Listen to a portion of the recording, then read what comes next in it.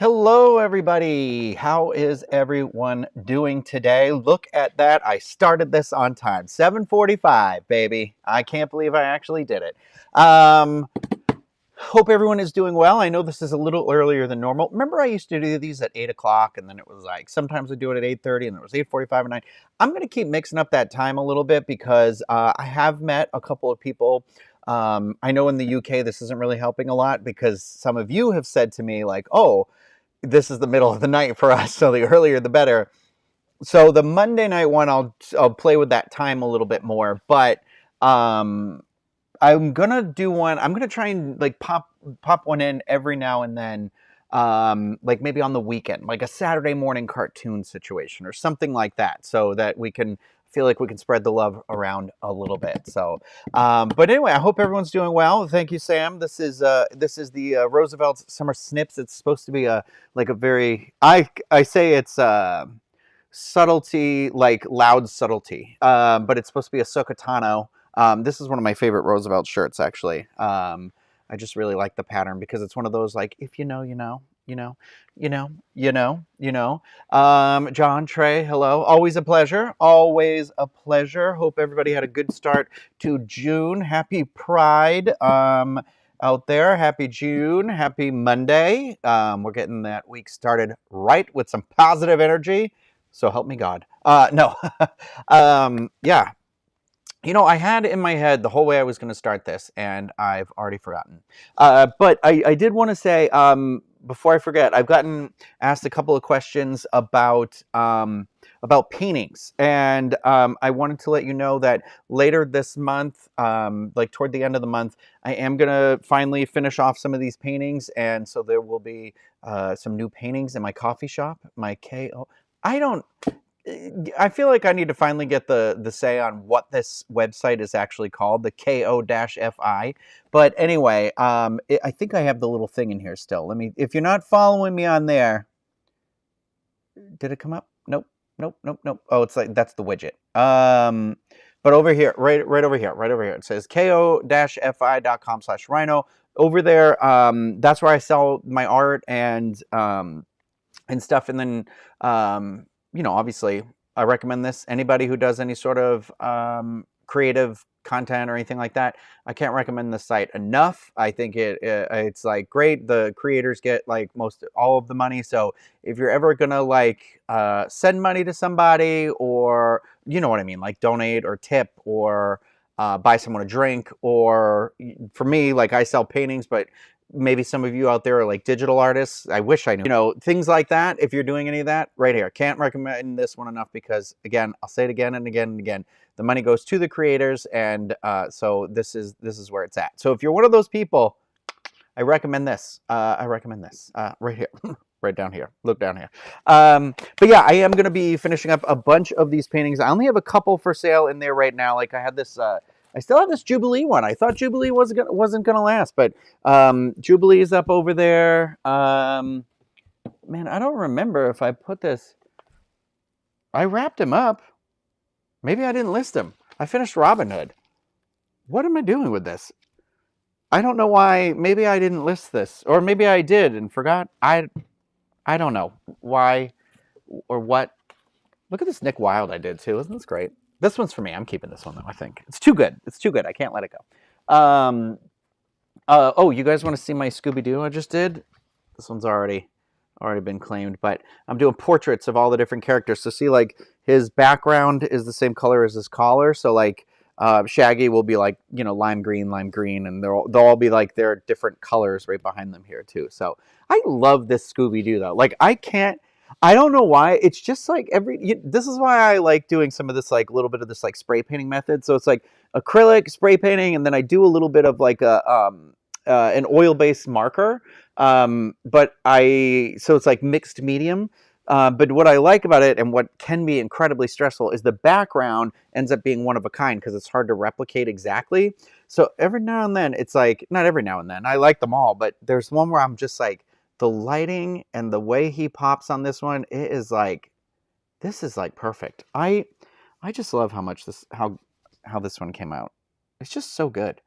But yeah, I didn't sign the back, so I don't consider him finished. But I've got a Baloo over here. There's the other character. Those are all the Scooby-Doo folks. What do I've got? I've got, yeah, Tailspin. So I've got Kit and Baloo.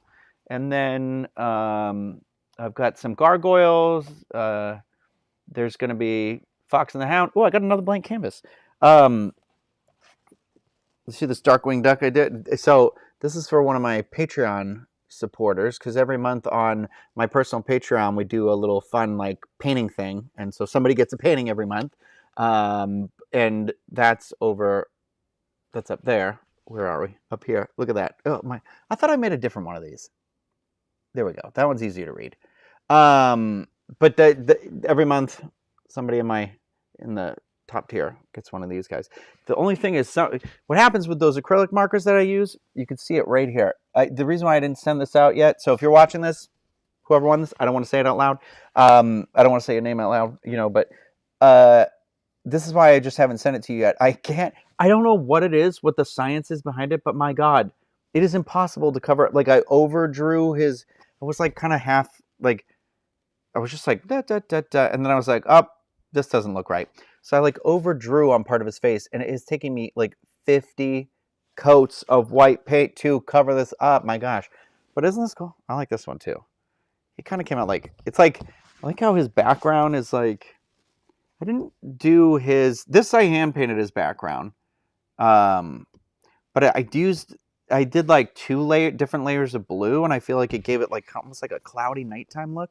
So I like that a lot. I've worked on this Max and Roxanne one a little bit more, but I told you where I effed it up, right? I showed you, right? Yeah, right there, because the marker was on my hand, and I put my hand down like a damn fool, like a damn fool. So this is the one I keep like coming back to all the time, but slowly but surely I'll finish it, and then I'm gonna hate it forever because of this like one little blemish there, but. This was cute. This was like I was trying to do a spray paint gradient on their background, and that's why I get upset, is because like it's kind of impossible if you F up the background to go back to it, to like repaint it later after you've already painted them. So it kind of sucks. But I think because like I know you could say, oh, we'll tape them off, but right here has some of the orange gradient from the pink blending together. But it's whatever. It is what it is. I'll come up with an idea at some point, but. I got a Scrooge McDuck I'm working on. I got I don't know why I left this on. Sorry. I got a Poochie. Poochie, I drew him out, and then we spray painted him, and I don't know. Sometimes I really like the deep cuts. I like weird deep cuts. I'm that person. But I've got a whole bunch downstairs that I'm still working on too. So I got another Merlin and a Mim. So these two go like this. So the last time I did a Merlin and a Mim, because I like the different size canvases, because she's like shorter and wider, so that's why she got that one. So the last time I did this, I hand painted their backgrounds, and I had this like really cool line work I liked, where it was like they were like the motion of the lines were toward each other. And then this one I thought I would try with the paint, so I like made sure they were like together when I did the vignette. See, so they go together, but they can also be separate. So you could have them right next to each other, which was a little hard because they're different sizes up there. But this one's cool. I like this one. This one always comes. You never see any Sword in the Stone stuff, right? I don't know what that's about, because I love this Sword in the Stone. But yeah, so we got some of that stuff. That's going to be toward the end of this month. Oh no, what was that? Toward the end of this month. So if you're looking for anything like that, pay attention over there. That's the coffee KO. There's links in my description of this video, or if anybody's ever interested or anything like that. But I just thought I'd show you, like, I'm excited to really kind of get back into it and start working on those a little bit more. What else was I going to say? I feel like there was another thing related to painting I was going to say. I can't remember. But yeah. What's everybody anyone having a cocktail or a non-alcoholic bev, a zero proof? I forget what we call them all, but this is the drink I'm doing right now. So the last weekend I went and I got I was at Marshall's, and I always say at Marshall's, sometimes they have good selection of like simple syrups or stuff. I got harassed a little bit and said it's syrup that you add to your coffee, but here's the thing: Disney World uses Monin syrup in any one of their flavored liquor drinks, and literally the Monin syrup website has liquor drink recipes on it, so I don't want to hear it. So I was there, and there were Monin syrups, and I like the Monin syrups. I highly recommend the cranberry Monin because it's really that, like, when you think of cranberry in your head, it's like that flavor of cranberry, which doesn't always come out a lot of times in a lot of things, but and that one's great. I think, to add to, like, I feel like on ice cream or, whatever. It doesn't have to be in your ginger ale. It doesn't have to be alcoholic. You want to add it to your wine? Is that what you're saying, John? Um, but anyway, I was there. I got cookie butter and I got coconut because I feel like you got to have a coconut syrup on your shelf. I haven't had one for a while. And then I got pistachio. Okay. I got it because my grandmother, when I was a kid, I feel like I really associate the flavor of pistachio with my grandmother, who is still with me, 90 years old, 90 years young. And I always remember she would have, so because of growing up on the railroad, sometimes there would be like the big, they were like this tall, this wide, like big ice cream containers in the basement every now and then. She'd always had a pistachio flavor. It was that, or it would be the square cardboard boxes that were like friendlies. I feel like was the flavor always, but I always associate that with her. She since has had some like sugar issues, so she doesn't really eat the ice cream anymore. But she always had ice cream, always had ice cream, and so pistachio is just one of those flavors. Like the older I get, the more I love it because it's that thing where it like puts you in that place in time, and so it's just really nice. And so I got it, and then I'm like, what am I gonna do with it? And I went on the Monin website, and there was a drink on there. So it's gin. It's like it said an ounce and a half of gin, 3/4 ounces of the pistachio syrup, and then 3/4 ounces of lemon juice. And I'll tell you, it's like weird. It's weird for sure because you can kind of taste all three of those things, except for I still really taste that pistachio. So it really takes this thing, which sometimes I feel like I associate with like chocolate or like heavier flavored stuff, and really lightens it up. It makes it really bright. And I don't know, it's got like a really unusual, nice flavor to it. So I like it a lot. I see you all talking in here. Is it possible to make a virgin margarita or ask for a virgin margarita at a bar? Jennifer, yes, 100% it is. I was just telling my friend this because my friend is doing a sober summer, he's calling it. He did this before too, and it's good for him. Everybody has different journeys with different things, alcohol, food, whatever it may be. So the best thing we can do is support people when they make those decisions, which is great. Me, I do enjoy drinking, but I was telling him that I feel like in the realm of, there's a lot of zero proof liquor that I've been seeing in a lot of places lately. And tequila is definitely one of those. And like basically anything you can think of, I feel like is out there right now, but I haven't like personally tried any of them yet. I might get one just to pick it up to give it a try and see. But I've been seeing mocktails popping up at bars a lot more, and more than just like a lemonade, this, that. Like there's somewhere it's like really like so interesting where I'm like, can I order this and then just add the liquor to it? Because, or just order it and enjoy it for what it is. But yeah, I'd be curious to see how that comes out. I bet it's still pretty good because I feel like, pina colada is one of those things. Like you can have it alcoholic or non-alcoholic. And I feel like margarita's got a very classic summery flavor to it, like a pina colada. So it's like, why not? Why can't we do that with a margarita too? A nice frozen margarita on a hot summer day? Heck yeah. Heck yeah. Ooh, Cassandra's doing the cran raz LaCroix. See, I'd even add some of these syrups into those LaCroix.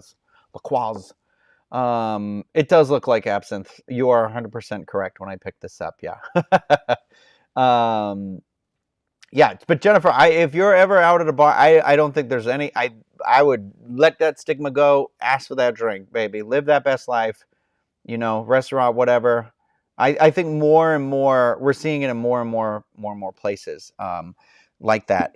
So I did want to also talk, while we're still at the beginning here, Next Monday, I have a work event from like 7 a.m. until midnight. So I can't do one of these next week. So I might do one like maybe, and then that work event is also like 5 to midnight on Sunday, and then Tuesday I work all day. So I might do another one of these maybe like Saturday. I don't want to commit to it, but yet because, sometimes I do really have to give myself like I need to recharge these batteries, these social batteries. But I was thinking I'll do it maybe sometime next week. So if you're watching this right now and you like hanging out and doing these, make sure that you make sure you subscribe to the channel, you thumbs up, like the video, leave some comments. No, but if you click the bell button, it's gonna let you know whenever I like go to publish that I'm gonna go live. And if I'm doing it on a day that isn't this, I'll try to give like a lot more advance notice. But I can't do it next Monday, and then I can't do it the following Monday because I am going to be traveling back to California. So I'm going back out there to do a little bit of work, and then obviously the Pride event at Disneyland. Very, very excited for this. Cannot wait for that. So I'll be traveling then again, but I will be back and ready to go for the Monday, the 24th. Shouldn't be an issue. I should definitely be doing that. Yeah, Monday's event is literally there's like an hour and a half break in it, so it's one of those days where I'm like, I can already feel the pain in my back right now from like having my camera and everything like on all day, and it's supposed to be 100 degrees on Monday. I think like 99 degrees. I'm not even kidding. So I'm just like, patience. So I'm gonna have my fan, my umbrella, sunscreen, water bottle. Baby, I'm gonna be all packed. I'm gonna have basically, I feel like at this point I should just carry like an SPF like tent around me or something like that. But yeah, so I just wanted to let you all know. So just if you're prepped, some of the diehards that are here a lot, which I always appreciate all of you, please feel free to subscribe to the channel. And again, I guess thumbs up and like it. Maybe it pushes it to more people. I don't know what's going on with algorithms right now. I don't understand anything. I just know there is a lot of like social media can be like a minefield lately. Like, I don't know if you saw this thing about Instagram, and I don't even know if I'm supposed to say these words or just allude to them, because I see people who will talk about stuff in videos and be like, not say the word it's about because they're worried it'll shadow ban it or whatever. I can't live my life like that. I'm sorry, honey. So, but I did see on Instagram where they were just basically like, hashtags do not matter anymore. And so it's like follower count, hashtag thing. None of that matters anymore. So it's like they're picking and choosing, which I feel like is a dangerous game because, I'm not saying everybody needs to be an influencer or whatever. I don't consider myself one of those or anything like that by any means at all. But I do think it is scary. There are the people that are making a living doing this, and I applaud them for that because I think it takes a lot of hard work. I think it takes a lot of creativity, and sometimes it's just like hitting it just right. You know what I mean?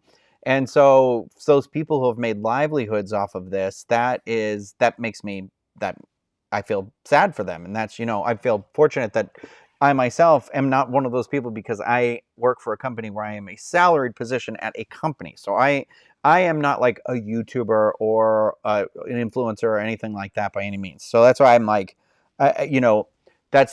I feel bad for these people who have played the game by the rules, and those rules keep changing, which is really unfortunate. And it is scary because now it's like everything that we see that we think we're discovering, that's handpicked and tailored for us. It's like when Miranda and The Devil Wears Prada is like, you silly little fool, something about her like picking out the cerulean blue sweater and where she's like, it was actually hand selected for you. And it's like, wow, that is our social media landscape right now. So yeah. Oh, we got it first time live. Hello, Danny.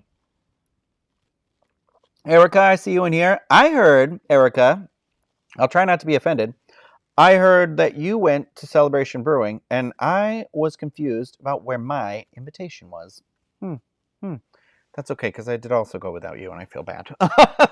I went with my friend Chloe before we went to see a movie one night, but it was just really quick. And I was like, I'm going to come back here with Erica. So, Oh, Tori, yeah. So I'm glad you said this. So I had a really fun weekend with a bunch of friends. Uh, and sorry, my friends literally just said my favorite thing is to text Ryno while he's live streaming because he can't resist reacting to it. And then John said, who was just in this chat, I'll hop on in a few like in. Oh, I get the joke. Never mind. I'm not going to read that part out loud. Anyway, so this weekend did some fun stuff with some friends, hung out, went to Disney Springs on Saturday, went to eat again, EET, which I do enjoy. I like it. It can be a little pricey based on what you're choosing, but I tried some different things this time. Like there was a walking taco that I thought was good. It was sweet but spicy. I'm glad I had it. The bread service is like $20, so it's a little expensive. But then the bowls are also like $20, but they're like, it's like good. I don't know. It's fresh. It's like, I like it. I like it. I spent too much money, of course. Oh, now Erica's texting me. Great. Well, it's an apology at least. All I saw is all capital letters. I'm sorry. I'll accept your apology begrudgingly. But no, I'm just kidding. But there is another place near Celebration too that my friend was like, "Are you at this place?" And I'm not going to say it out loud because I don't want you fools to get there before me. No, I'm just kidding. And by fools, I meant Erica specifically. But no, yeah, John, don't you start with those text messages too. Okay, well, here we go. Now everyone's doing it. I wish I hadn't let on.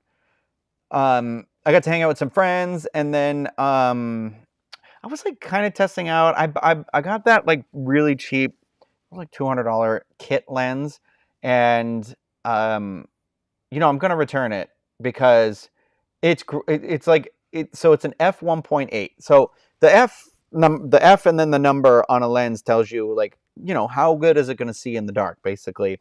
And the lowest one I have is an f2 and it's a 28 millimeter. But I don't have a 50 millimeter lens, and this was a 50 mil. And this was an f1.8, and I've been doing a lot of these like neon photography and nighttime photography because I just realized that's my aesthetic. I love like nighttime lighting. I feel like it's a very underrated, especially like living near these theme parks, going to California and everything. I feel like it's a very underrated part of like storytelling and atmosphere and ambiance. And I want to try and get better about capturing photos of people maybe like lit by these scenes, and it's just like for fun. I like taking pictures of people so they have like a cool photo. And so I wanted one that was a little bit of a nicer lens than the one I have because I don't love the 28 millimeter I have. But lenses, man, they are expensive. Like they will be anywhere from like $800 to like $2,500. It's crazy. Like any ones that I feel like I've looked at. So I want one that is definitely as like low, but also like the lowest f I can go. So the lowest f-stop on it. And like a wider one, I think too. So I don't know. I gotta figure that out. I guess it's just one of those things.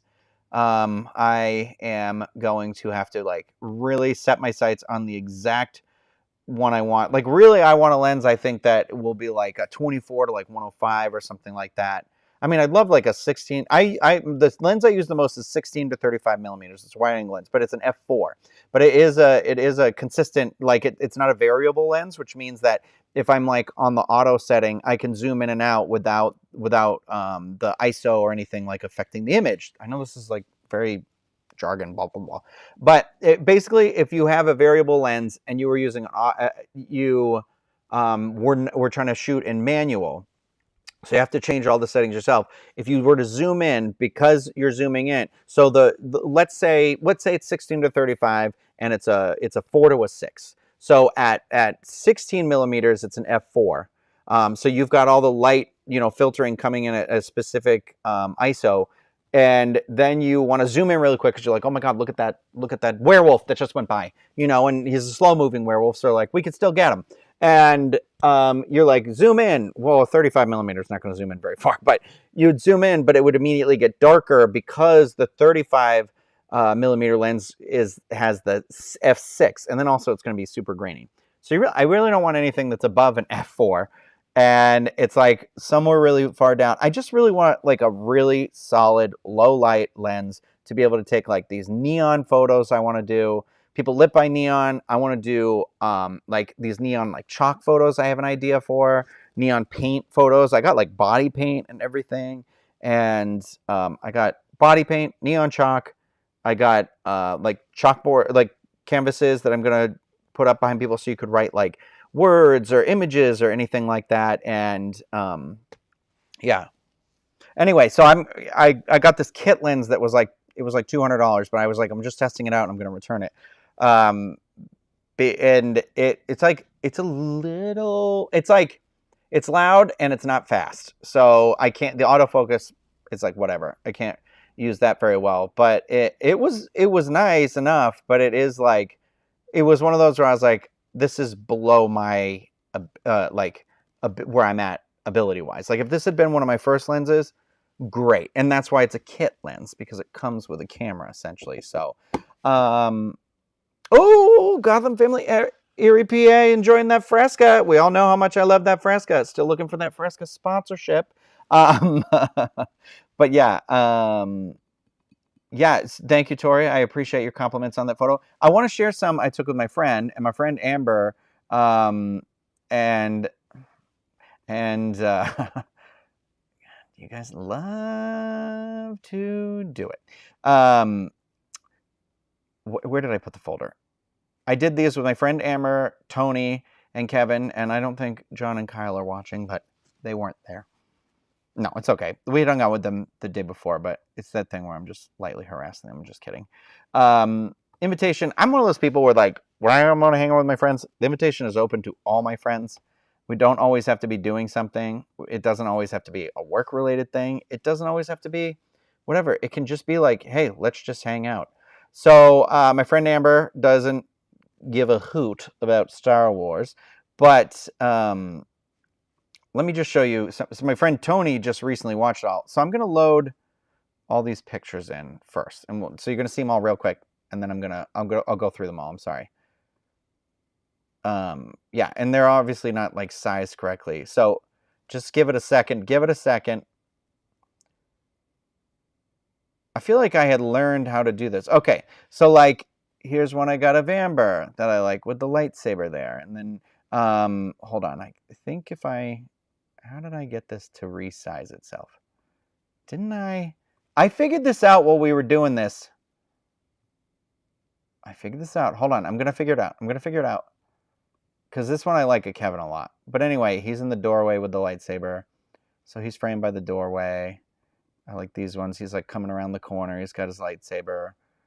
This one's like with the sign behind it. See, that's a really cool one too. And I'm like, this one's great. God, mother of God. This one's Tony here. And he doesn't really care about Star Wars either. But see, I like using like what's there. He was having a good time. See, he's laughing. One of Eli. Go, God. Yeah, see, like I like just taking ridiculous pictures, like any way we can. So it's like whatever. But then what I'm trying to learn how to do really in Photoshop is adding like lighting effects to stuff after the fact, and it's still a work in progress. But I like this, like with my friend Amber's one. You know, see, so these are definitely like not sized correctly at all. I'm sorry. I should have resized them before we got started, but you can see where I was going with this one. But you know, and then like I went back and I added her name and Orbesh under it because I was like, okay, here you go. Now it says Amber, and it has a thing because I was like, now you can invite people to your Star Wars rave or whatever. But you know, just like fun, just like so someone has like a cool photo. You know, Disney has these amazing, or these theme parks in general. Sorry, because it started with like Universal, honestly, with their lighting for Halloween Horror Nights. But then like I'll get ideas and I'm like, okay, let's go. It's like, I don't know if you've been following me for a while, you know, I used to love like a Disney wall because they would have like, it started with the purple wall, which was a thing in California that became a thing in Walt Disney World. It was like a blue wall, became the purple wall here, but then they started adding these designs to a wall, and then Disney, I feel like, took it like a couple steps too far, and you were like, I don't think you really get what people are doing with these. But so I love a good like background, but then like I don't know, these cool lightings.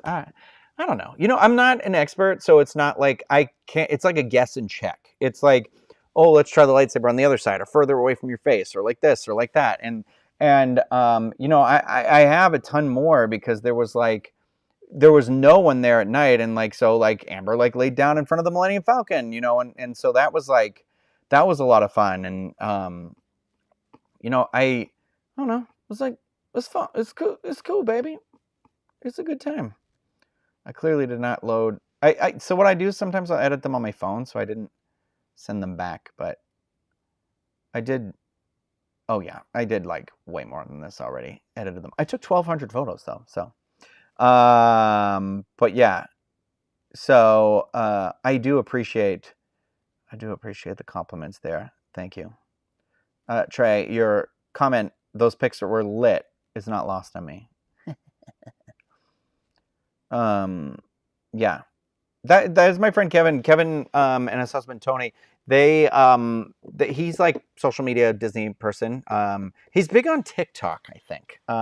He's found some success over there. So if you want to go check that out, it's like WDW Kevin, I believe. But he does some fun stuff. He does some good shopping videos and things like that he does. He's a little more quick and concise because it's on there, so it's not the wandering ADHD person like me.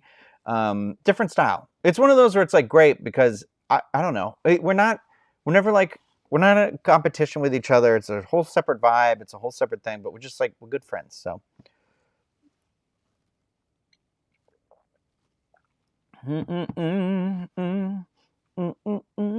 There was another thing.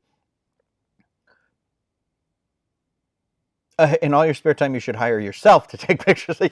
Yeah, I know, right? Seriously. The thing that kind of sucks, it's the hard part of life, and I'm going to teach them eventually, is these friends where it's hey, man, you got to take a picture of me. And I'm not saying that there hasn't been an offer, but it is hard because that's the thing with the lens, where it's okay, the lower the light of that lens, the lower that f-stop of that lens that I can get it, the easier I can be here, the camera's set to auto, just take the picture. Because the thing is when when you are trying to accept more light into a camera and it's darker outside, the camera has to be more still so it's not fuzzy, and the shutter speed has to be slower so it has to take in more light, and so it's sort of every movement you make adds more blur to the camera, you know what I mean? So it's one of those where that's why a lot of times at night people use tripods and you set the camera to a timer and stuff like that. But I haven't mastered being able to, because of the one lens I use to take the nighttime photos, it has a really shallow plane of focus, so it's really hard to set the focus and then step in. But yeah. Oh, look, we were just talking about this. James Evans in here said, finally went to permanent vacation. I mentioned I live next to it on a Patreon show, and you're right. I was totally missing out. Yeah, I'm glad you enjoyed it. I literally just said, I gotta go. Or did I say that in here? No, I did. I text my friends right before we got started, and I said right here, we should put Trader Sam's or a tiki bar on the radar for this week or weekend sometime. I also been wanting to go to Suffering Bastard in Sanford or permanent vacation in Winter Park. I haven't been in forever. Just something to think about this week. I did add a sentence just so you guys knew I'd already been to all those places. We got DJ in the house. I was thinking about you earlier today, DJ, because I was thinking about how I was going to text you something about Power Ranger toys and be like, isn't it ironic now that Hasbro stopped basically making Power Ranger toys? All they had to do was make one pink Time Force action figure and it would have saved their line, and they didn't. But anyway. Ooh, Colleen's staying at Portofino Bay right before Thanksgiving. All right. Portofino Bay, you get that express pass included with your tickets, which is really nice. So, even if the park's busy, you're going to be able to get through those attractions a lot faster, which is really nice. Gosh, I can't wait for Halloween Horror Nights, gang. I mean, I don't want, I talk about it on my work show all the time, but Halloween, Fast, you know this about me? Where's the pumpkin? You know this about me? That Halloween, hello, Stranger Things. I watched, last night I went through and watched all the trailers for every season of Stranger Things again, because I think they're like an art. And I just can't freaking wait for this show. So I'm thinking I need I'm been rewatching some of my comedies, so I'm about to do Brooklyn Nine-Nine again because that hasn't been in my rotation, and that's why I'm thinking Stranger Things might be a good one. Oh my gosh, tomorrow night, I think it's tomorrow night, and I believe it is at 9 p.m. For Eastern time. The Acolyte has a 2-episode premiere on Disney Plus, and I can't I cannot explain to you. This is the Star Wars show right now that I don't think I've been more excited for any of the Star Wars shows. Maybe Obi-Wan because I love Ian McGregor as Obi-Wan Kenobi.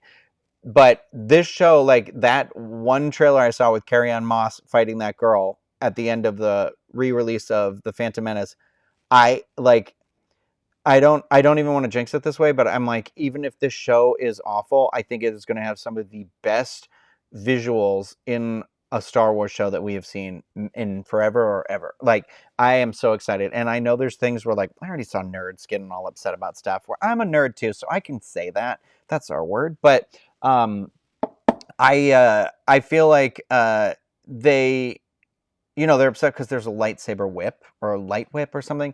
And then I think there's also going to be, I read something about a new type of lightsaber too, because one of the actors is too short to use a regular one. So they did something with that. And I'm like, okay, this is the High Republic. I'm assuming there's going to be lightsaber knives. There's got to be like lightsaber knives out there, right? Like it's just, people were moving away from, it's the same way that not everybody has a sword anymore. You know what I mean? So it's like, it's just one of those things. I don't know. I think this show looks great. I freaking love Carrie-Anne Moss, and so I can't wait to see her in action again. But yeah, cannot wait. So Cherry Tree Lane is asking, how is Voodoo Bayou? I'm wondering if it's worth visiting on our next trip. So I didn't go to Voodoo Bayou. Erica did go to Voodoo Bayou, so she can probably answer that question. I'm gonna go. I haven't been yet, but they do have. I went to the speakeasy, tiki bar speakeasy in there, the Roca Hula in there, and that was really, really good. It is very expensive, more expensive than a lot of than really like any other tiki bars I've been to. But every single thing, like every food item, every single drink I had was exquisite, like phenomenal. So it's one of those where I did get what I paid for. It wasn't like a trick like, oh, I feel like, at Disney sometimes drinks are expensive and you're like, this doesn't even have a liquor like I worry because they'll be like, and sometimes my friends don't know and they'll be like, oh, this drink, and I'll be like, okay, that doesn't have any like actual, like it doesn't have it'll be like it's got peanut butter whiskey in it. And I'll be like, okay, but that peanut butter whiskey that's in it is 35%, and that's the strongest alcohol that's in here. Where like a normal whiskey is you'd have like 100 proof and 80%, or 100%, 80%. So like it's not really a strong drink. And I don't mean to be like every drink has to be strong, but I do feel like they're charging you like they did put a main alcohol in there. And a lot of times when the liquor has a lower ABV, like a 35% or something like that, it is a lot cheaper. And so I think that's my problem, is that they're using cheaper alcohol to charge you more. But this place wasn't like that. So it's great. So, DJ says light whips have existed before. But yeah, I can't wait. Lisa's calling it the Force Foo, and I think that's.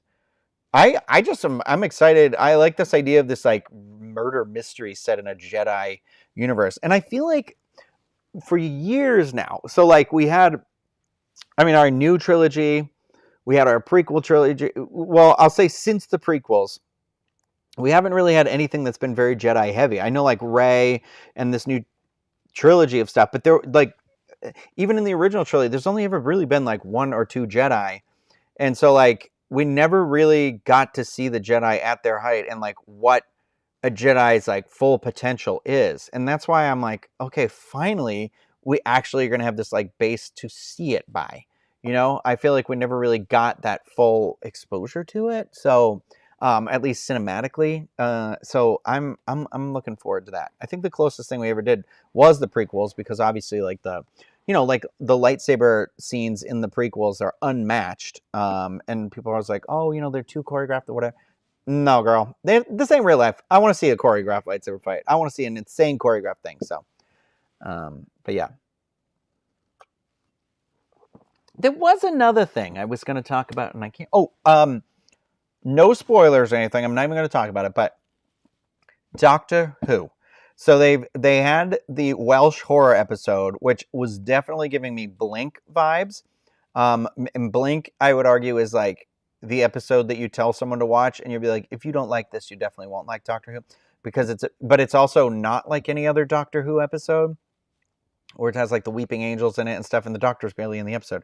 This was a similar episode. It was so good, but this like episode from this week, the Dot or something like that, I forget. I don't remember what it's called, Dot Bubble or something, but it was like it was like weird, and then it gets to the end, and I'm like, I'm not even kidding you, the acting talent of this Nshutigatwa is he is charismatic, he is dramatic, he is so good. I cannot recommend this show enough, and this is the perfect time to jump in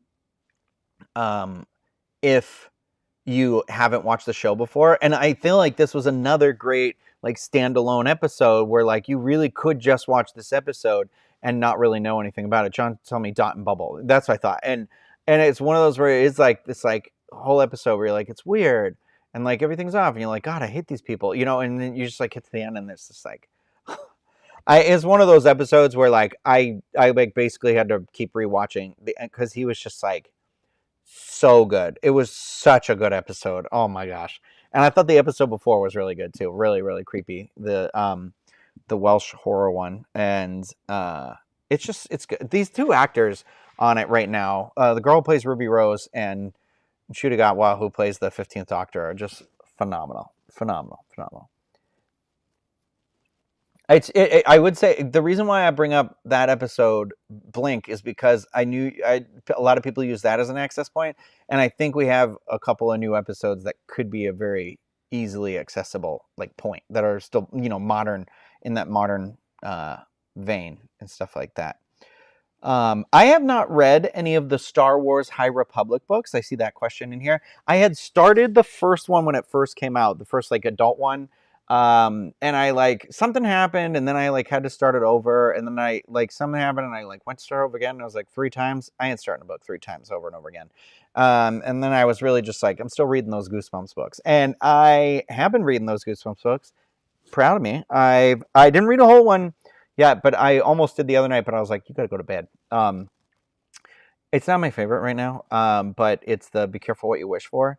And so I'm like 2/3 of the way through that one. I know you can literally just finish these books in one sitting. It takes you like an hour and a half, but sometimes I like to break it up a little bit. But yeah, Silence in the Library is a great episode too. Very creepy as well. I do enjoy that one. I like the I like the characters of the Silence. I know they're not in that episode because I believe Silence in the Library is the one with River Song. I think that's her first episode, right? Second episode? I don't know. No, right? Isn't that in the library? I don't remember. But yeah. So I told you I saw Kingdom of the Planet of the Apes. Phenomenal movie. Highly recommend it. Even if you've not seen any of the other 8 movies, definitely you could see it. Saw Furiosa. Wait. Actually, I don't think we have done this since I've seen those movies. I might be wrong. But I saw Kingdom of the Planet of the Apes, and it was excellent. And if you haven't seen any Planet of the Apes movies, you could still watch this and very much enjoy this movie. I can't actually believe how good it was. Like, I think it might be the best of the 4. It's just amazing how like swept into it you get. And it was very surprising. There was a lot of... it did not necessarily go the way I thought it was going to go. And it was a movie that had stuff to actually say. So that was really interesting. Like it was really, really good. I think it's definitely worth seeing on a big screen too. I think that one, you're not upset going to movie theater. The same with Furiosa. I don't think you have to have watched any of the other movies. I think it's basically like just go in, because they kind of explain it in the movie, like why the world is weird. Because I really have only seen Fury Road, and this is a prequel to Fury Road. So I think it's fine. I think I liked it more than Fury Road. I thought it was so good. And again, it was another movie that kind of gets to this point where they go to start saying something to each other, and you're like, oh my god, this is making me a little sad. Like, this is not where I thought my emotions would go in this movie. But that was one, that the score in that movie, the visuals of that movie, excellent, excellent. Can't recommend seeing that one on the biggest screen that you can find it on. Definitely, definitely worth it. Tigret, you did ask me if I'm going to Celebration Tokyo. I don't think so. In a dream world, it would be lovely to go in 2025, but I just can't imagine. It's it's one of those things where, well, I don't know. I don't want to say never. I didn't buy tickets, and I can't remember what time of year it is. So if it's like I feel like it's earlier in the year, but if it was like mid-year to later end of the year, this is a potential. But I'm starting to get a little more anxious about traveling and stuff because, my grandparents are older, and I'm trying to take these trips home to go and spend some time with them and other family members and stuff like that. And so I'm trying to make a habit of going home at least every like 3 or 4 months instead of just saving it all for the end of the year, because I don't like to live with regrets, but I really do wish that I had made that a priority more of my life, more of the time that I've been here, and I'm glad that I'm doing it now. I can't change the past. All I can do is learn from it and move forward with that. So I am happy to be doing that, and it definitely seems to be, soul fulfilling a lot more. But yeah, so there's that, and then obviously my best friend Kim is, she's got cancer, and I like to go visit her as much as I can. I'd move there in a heartbeat with her if anything ever came up there. So if anyone's got jobs in Milwaukee, creative video or photo or production jobs that they are aware of, let me know. But no, I really do love it out there. But yeah, so it's like I like to spend a lot of time with her, and so it's like it becomes one of those things where it's hard to be like, I guess I'm just starting to be like, what are the things that being here away from family and stuff that I'm trying to do to split up? And then the dogs are, Artie's going to be 11 in September, and Rocket, the guesstimate is 10 in January. So it's like, I don't have forever for them. So like, I've noticed that like, it's easier for me emotionally to take 4 days, like to go like Thursday morning and come back like Monday night, so I'm gone. So I see them Thursday morning, I see them Monday night, but it's like, so then it's like, I only don't see them like Friday, Saturday, Sunday, those are a lot emotionally easier for me to process, and I don't like to hyper focus on that or obsess over it, but it is definitely, it's a new anxiety that I have, a new type of anxiety. Just when you thought you'd felt them all, you found a new one, kid. So it is just something where I'm like, okay, like I'm like, I want to make sure that my thing with Kim and I is that we always spend she's always with me on my birthday. I'm terrible about that with her, but I'm going to see her for her birthday this year, and it's like, I don't know how many birthdays we have left. It could be, hopefully it's like 50, but you know what I mean? Like, I don't want to take a chance. And I like that as a tradition though. That's what I want for my birthday, is to be around her, whether she comes here or I go there, or we go to Massachusetts together or something, or maybe we'll do something else. And that's the thing. It's like, I'm turning 40 this year, not this year, I'm turning 40. My birthday is January 1st, so I'm turning 40 January 1st. And I know, it's crazy. And I'm not processing that. I've kind of been putting it off, and we are almost, to the half year marker. I know people are like, June 1st, that's halfway through. Technically, it's July 1st. It's 6 months from January 1st. So I'm a part of me where I'm like, well, I want to do exactly what I did last year. I want to go see Kim and spend it there and, with her. And I could literally do exactly the same things I did and be completely thrilled, because people are like, oh, you're not going to do like a trip here or do this big thing or anything like that. And I'm like, ugh, no. I mean, not, no. I'd like to go back to like Vancouver or spend like a long weekend in like Seattle. I'd like to maybe hop and do like a couple of different things I haven't done before. I'd love to go to San Diego Comic-Con. Don't you do that to me, Tigret. And some of that stuff. So it's like, I'm trying to think about like, okay, what do I want to do? So I don't know. I do feel like I should do something to celebrate 40. But I don't know. I just haven't figured it out just yet. I do see a very important question here from D. and it is, have I finished Star Trek Discovery yet? No, I've only watched the first episode of the new season, and I am ready. I want to watch it all before any of it gets spoiled for me, because I've enjoyed Discovery. Jay, Jay, here's the thing. Jay's saying he turns 50 in 2025. And it is always wild to me, because when we are together, I never think about you being even a year older than me. And it's like weird to me that you are 10 years older than me. And it's like, you don't have a vibe like that. So that's why I'm like, I know these are just numbers and sort of things, but I do feel like we should commemorate the entering into new decades with something. You know what I mean? Like, oh, you made it, you crossed this line to 50, you crossed this line to 60, 70, 80. It's not necessarily being like, wow, 80, you're old, because I don't, again, like, hopefully you live to 120. So it's really just one of those where it's like, okay, like I was thinking, I was walking the dog the other day, and I was like, the other night, and I was thinking to myself, my grandparents, so they were born in 1933, which means they were 50. They were going to turn 52 in the year I was born. So, well, they were closer to 51 than 52. So they're basically 51 when I was born. And I'm just like, that was grandma and grandpa were 51. My mom just turned 61 this year. And I don't even think of my mom as being old.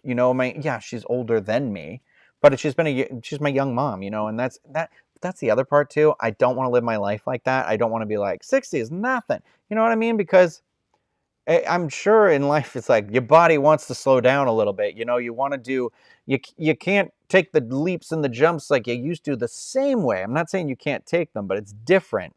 So it is like this thing where I'm trying to be like, well, let's spend that time together. Let's celebrate this. You know what I mean? We want to celebrate these milestones and things. So, and not be afraid of them. We need to embrace them and stuff. And so that's what I'm trying to do open-mindedly. But I am definitely in that mode right now where I'd love a giant, I'd love to just like change my life drastically by 40. It's just one of those, like, I've had that itch for a while, and I know it happens, and it happens for everybody, but it is one of those things where I'm like, I don't know. I feel like I want to do like a really big creative project, or I want to do, so I was hoping to finish a short film. Like, I've got a bunch of these things like mapped out. I've been writing these things, and I'm just like, I kind of want to be able to film, even if it's just like a 5-minute thing. I want to do something like that. Something from me. That maybe it doesn't even have any sort of beneficial, other than it feeds my soul. It fills my cup. I don't need it to be like, it's not about getting more followers or making money necessarily, or even like making sense. Maybe it's just one of those things where it's like, I want something that feeds my soul in that way. And I think it's that thing where it's like, I want to finally be like, make another short film again. It's been long enough, I mean, the last time technically, I've worked on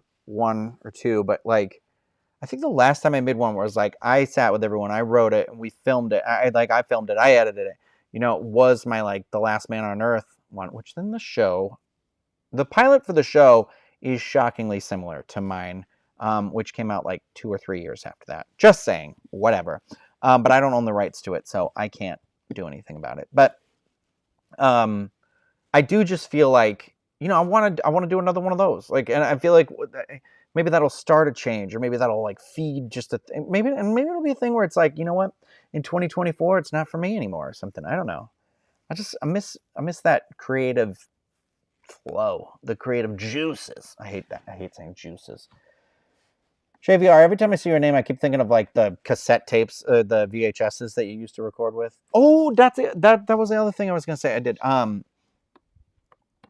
Oh, wait, Jennifer, I want to read this. Ryno, I have forever wanted to start a project that I started this past week. The premise is to say now what you would regret not saying if you never had the chance. Life is short and not promised. Exactly. I love that.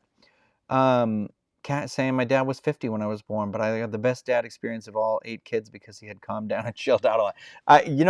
There's a part of me where I see how my like parents, like my mother or my father, or even my stepfather, like I see how some of them are with like the grandchildren, and I'm like, these little sons of bees don't even know they don't even understand the different person they're with right now. But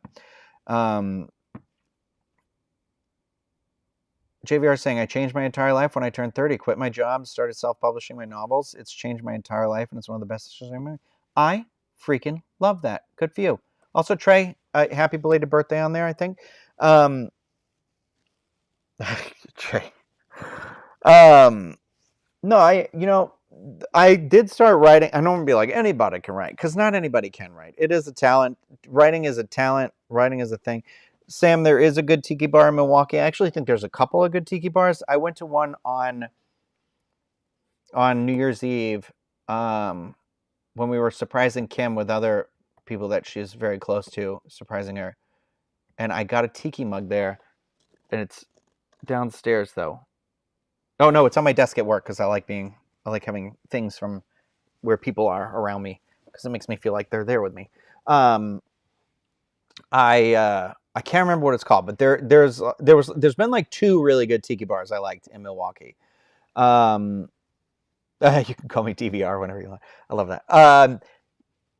Yeah, I did map out because I was reading all those Goosebumps books. I was like, could I write a Goosebumps book? Because I was like, mentally, I start to. I mean, it's like basically the film.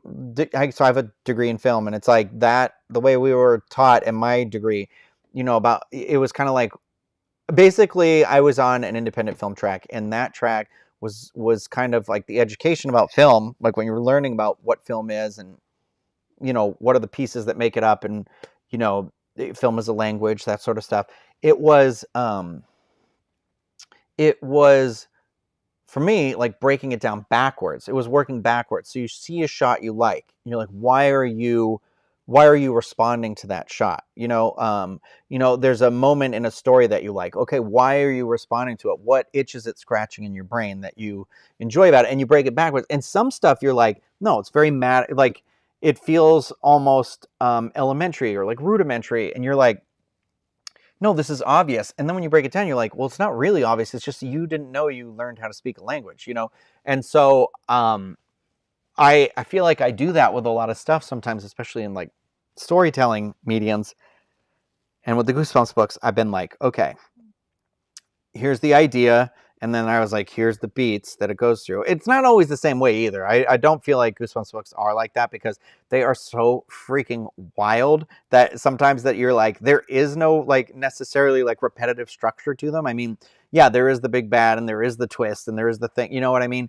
But it's not like, oh, I know this is coming here or there or whatever. So it's not always obvious, but I am like, well, let me work this backwards. Like, okay, I can see the thing I want to tell, the story I want to tell. I know where I want it set. I know like the characters in it. And then it's like, okay, well then you draw it all out and then you fill it in. And it's sort of one of those things where it's literally just like filling a hole.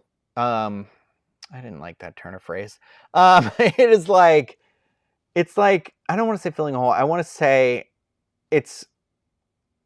I don't know. Did anybody in science class have that project where you would have to take toothpicks and then like glue them together, like with like Elmer's like glue, and you were supposed to like build a bridge, and so like you'd have to try different methods and stuff like that. And I feel like this is what it's like. You build the structure and then you fill in the structure and you fill it in until you finally feel the support of it, and then it's like, then you smooth it out, then you do whatever, and it's like, okay.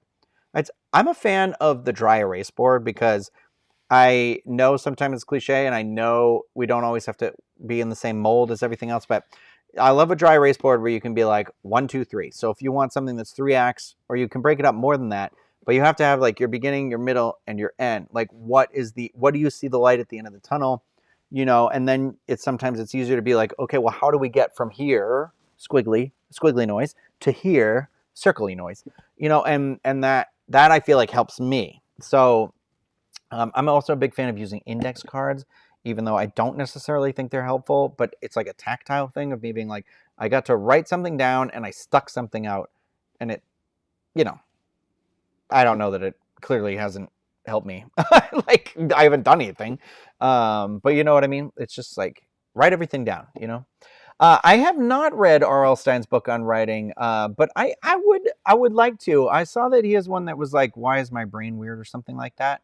I'm gonna read it too.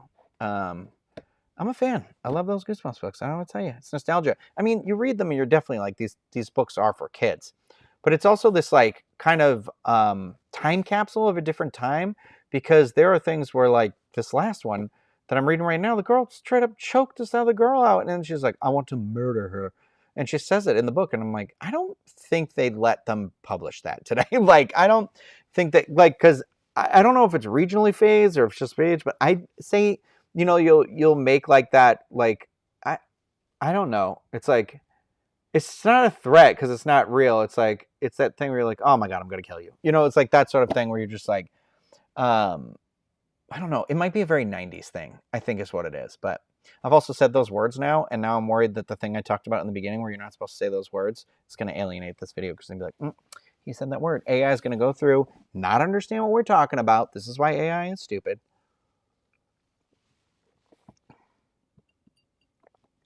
So gang, it has been about an hour. I just want to read through a couple of these. Keeping the job, but 2 months ago decided to sell my house and most of my stuff and move to the beach. I move in 3 weeks. 43 and midlife. Hey, Kat, get it. I love that journey for you. God, yeah. Sometimes I feel like we get this thing. I mean, for me, I should speak for myself. I get this thing where it feels like your soul starts to call to you for something, and you yearn for it, and there will be other people in life, they don't dream like that, or they might not be dreamers, and that is not their fault. And this is what we talk about in therapy, is that like not taking it personal when people are hardwired different than you, and knowing that like they can't take you on that journey to your efficacy, like your feeling of efficacy all the way through, and it's like reassessing your relationship in that points, like, and what that relationship, brings to you, and things. And so it's just one of those things where you're like, there will be people who will talk you out of some things that like you can feel it in your gut and they're wrong, and they'll never tell you, and they'll never admit that they were wrong, because that's how they're hardwired. They can't see it as right or wrong. They only see it as like, they'll find the logic to say it was their method was the right method or whatever, so it's just one of those things where it's like, for me, sometimes it's like, I just feel it when you're like, okay, I know. It's hard because sometimes you're like, I know I'm supposed to this, and you don't know what the next part of that sentence is, but you can feel it.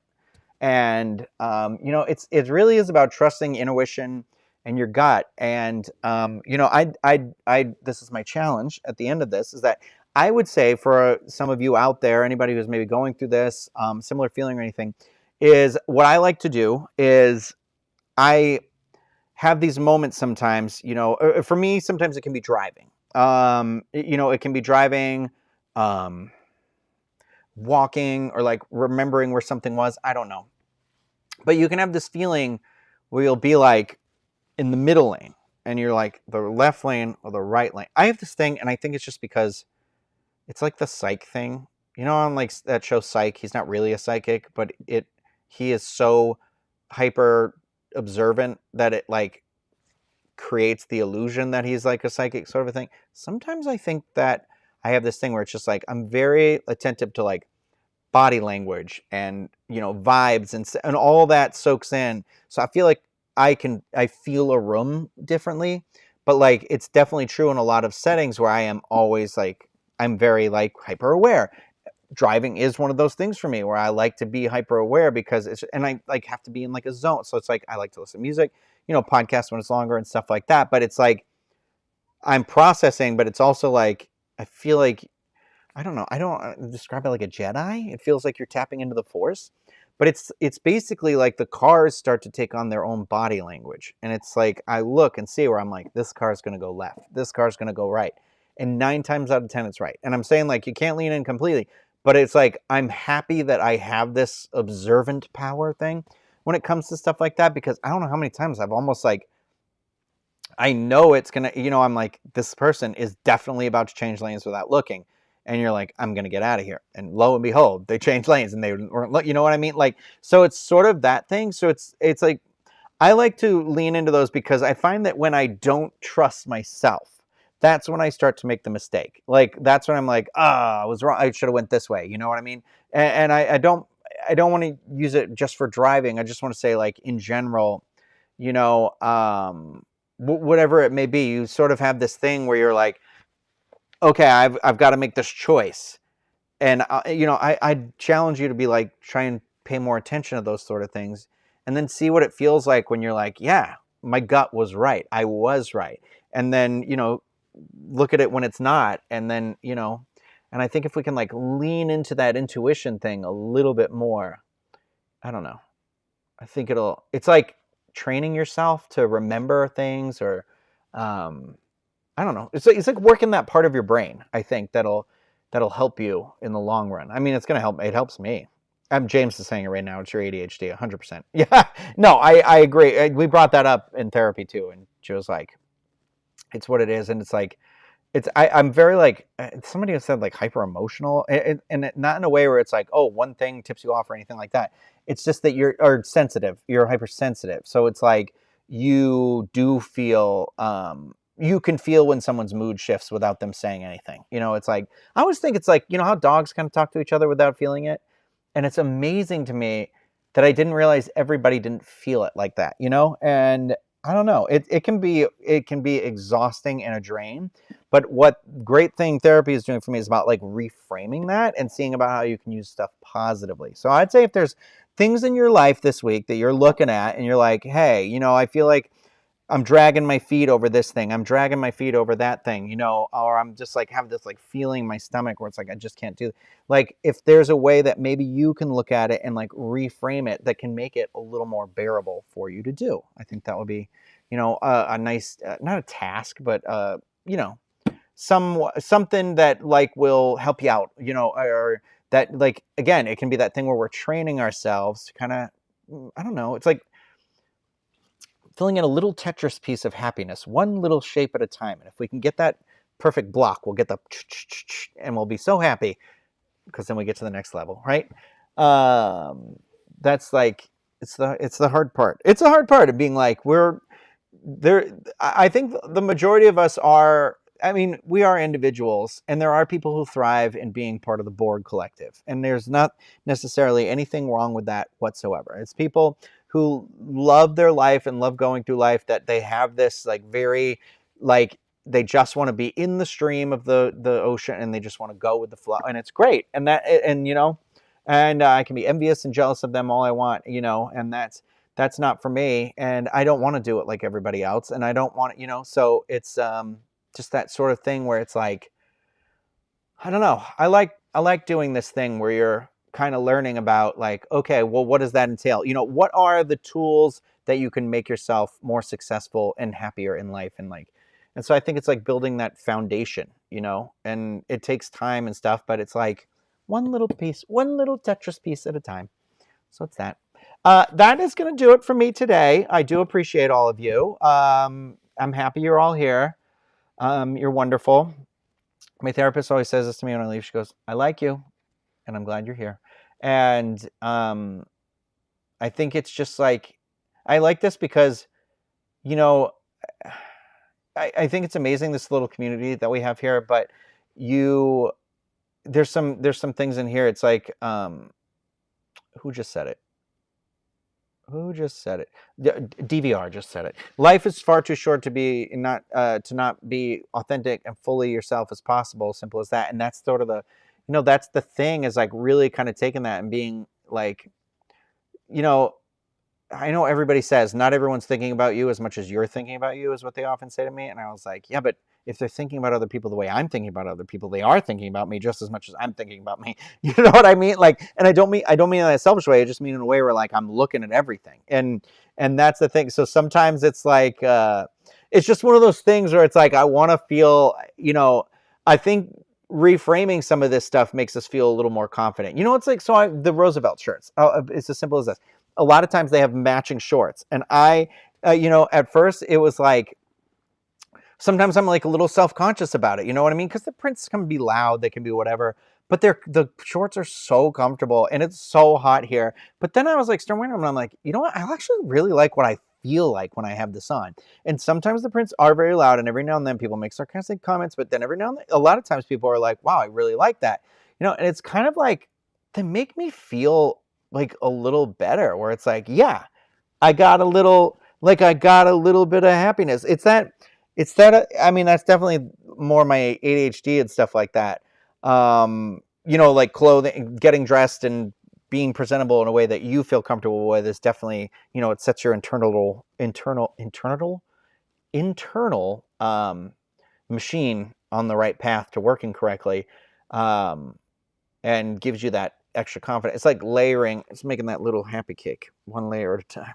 And so I don't know. It's one of those where, like, yeah, sometimes people are like, okay, those are ridiculous or whatever. And I was like, I don't know, man. I like that it's a statement piece. It's like when people wear the big hats, I just got a drop earring. So it's like, it's not going to be like the long one because I'm afraid someone's going to rip it out. But it's like, so I started wearing these hoops. And at first I was like, oh my God, everyone's going to make comments about my hoops. Everyone's going to make comments about my hoops. I've had these in for like a month, and 2 people have even said something like, oh, you changed your earrings. That was it. Nothing. No one thought anything of it. No one, whatever. And here's the thing. If you have studs in yours, the hoops are way more comfortable than studs. It's easier to sleep on these. But now I wanted to do the little lightning bolt. So it's going to be a little drop earring that comes here. But I'm really self-conscious about going to wear it. But I'm going to wear it one day. I'm going to do it. That's my next like little thing for myself. My little, okay, do it. Just do it. Do it. I'm going to wear it when I go to Disneyland, I think. Because sometimes it's easier to be like, no one knows me here. Who cares? But anyway, a say something hat. We love a say something hat. Everybody, I hope that you have a wonderful week. I do want to just say thank you again a million times over for being here. Watching this video is support, and I really, really appreciate all that support that you give me. If you don't mind hitting that thumbs up on your way out, that would be wonderful. I don't really know what it does, but they say you're supposed to say it, and apparently it helps the video. So I say it, and I do what I'm supposed to do. And then again, remember next week, Peter Pooler stepping in here right now to bring up the first Star Wars game I ever played. I remember playing it on his Xbox at his house. And truth be told, he could probably still kick my ass in any one of those Jedi Survivor if those were playable against each other. But I'm terrible at Battlefront. I can't do it. But yeah, be kind to each other. Be kind to yourself. And remember next Monday, it's not going to be next Monday, but I will hopefully do one at least some point in the week between then, because then the following Monday I'm traveling and I'll be gone for that week, but maybe I'll have a little travel video, to put up. I don't know. Yeah, so thank you. Don't forget, the coffee site, I forgot to say in the beginning, for the paintings. If you are somebody who is looking to be like, I don't know what he's going to have for a painting or whatever, you can follow, like, I think it's this almost the same way as YouTube, where you can just like click the thing to follow me. And I think whenever I post something like in the shop, it'll just like send you an email. If you're even just curious about looking at it, you don't even have to buy anything. I don't care. I mean, I care. Thank you very much. That's supporting me even further, and you're amazing for that. But it's one of those where I'm like, it's not an obligation to be here, if you're looking for a link for the shirt, again, because there was a couple of people who mentioned the shirt, I put it in the description. The Roosevelt stuff, they have great stuff. No video next Monday, but there might be a video in between, so make sure you click the bell. And then I think that's it. I'll see you again soon. I hope everyone's doing well. I feel like there was another thing I was going to say. This is my life. Anyway, thanks, everybody. Thanks for the nice chat. I'm going to say what my therapist says. I like you. Goodbye.